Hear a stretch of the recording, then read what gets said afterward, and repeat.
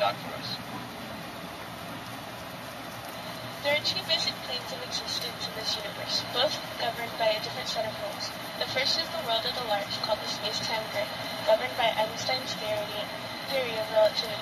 The second is the world of extremely small, called the subatomic world. It is governed by the quantum mechanics. Here is a look at the space-time grid. To describe the universe on large scale, we use one set of laws, Einstein's general theory of relativity, and that's the theory of how gravity works. General relativity pictures space as sort of like a trampoline, a smooth fabric, and heavy objects like stars and planets can warp, stretch. Now, according to the theory, these warps and curves create what we feel as gravity. Now here's a look at the quantum world. Down here, space and time are so twisted and distorted that the conventional ideas of left and right, up and down,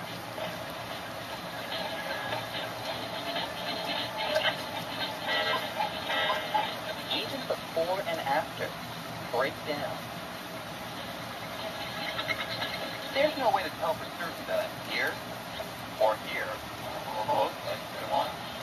Or maybe I arrived here before I arrived here.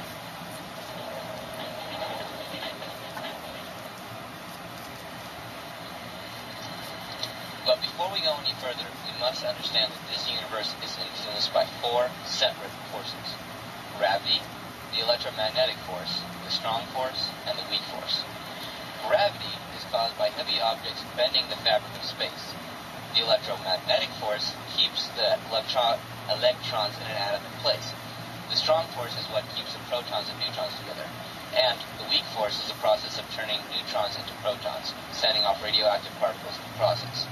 Now, you may think that gravity is by far the strongest of these forces.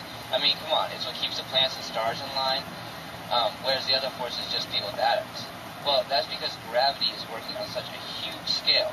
When you shrink to the size of an atom, gravity is so weak you don't even know it's there.